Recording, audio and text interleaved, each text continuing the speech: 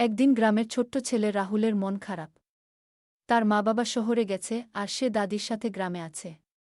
সন্ধ্যা হতেই দাদি গল্প বলা শুরু করলেন, এই গ্রামে একসময় এক পিচাস থাকত। সে রাত হলে বেরিয়ে আসত, আর কাউকে দেখলেই ভয় দেখাত। রাহুল ভয় পেয়ে বলল, দাদি, পিচাস কি সত্যি? দাদি মুচকি হেসে বললেন, সবই গল্প রে, কিন্তু কিছু কিছু জিনিস সত্যিও হতে পারে। অদ্ভুত আওয়াজ। সেই রাতেই রাহুল বিছানায় শুয়ে পড়ে। ঘর অন্ধকার, বাইরে থেকে ঝিনি পোকার ডাক আসছে।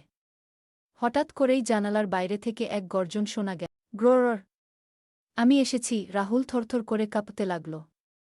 সে ধীরে ধীরে জানালার দিকে তাকাল। কুয়াশার মধ্যে একটা ছায়ামূর্তি নড়াচড়া করছে। সে চিৎকার করে দাদিকে ডাকল। দাদি এলেন হাতে একটা লাঠি নিয়ে। কে রে? তুই কি আবার এলি?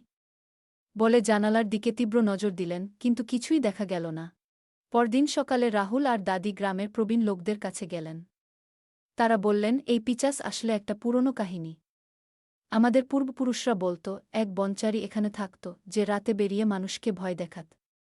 কিন্তু সে নাকি ভালো মানুষ ছিল। কেউ বিপদে পড়লে সাহায্য করত। রাহুল ভাবল, তাহলে গত রাতের ছায়াটাকে? সেই রাতেই রাহুল সাহস করে জানালার কাছে বসে রইল।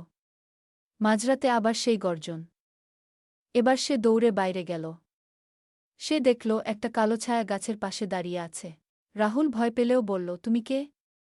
ছায়াটা ধীরে ধীরে এগিয়ে এলো। আলো পড়তেই বোঝা গেল, এটা একটা বুড়ো মানুষ, যার লম্বা চুল, নোংরা কাপড়। তিনি হেসে বললেন, আমি তোমাদের কোনো ক্ষতি করব না, ছোট্ট বন্ধু। আমি এই গ্রামে একসময় থাকতাম, কিন্তু লোকে আমাকে ভুল বুঝেছে। তাই আমি রাতে একা ঘুরি। রাহুল বুঝতে পারল, লোকটি আসলে ভয়ঙ্কর নয়। সে দাদিকে সব বলল। এবং গ্রামের লোকেরা সেই বৃদ্ধকে সাহায্য করতে এগিয়ে এল।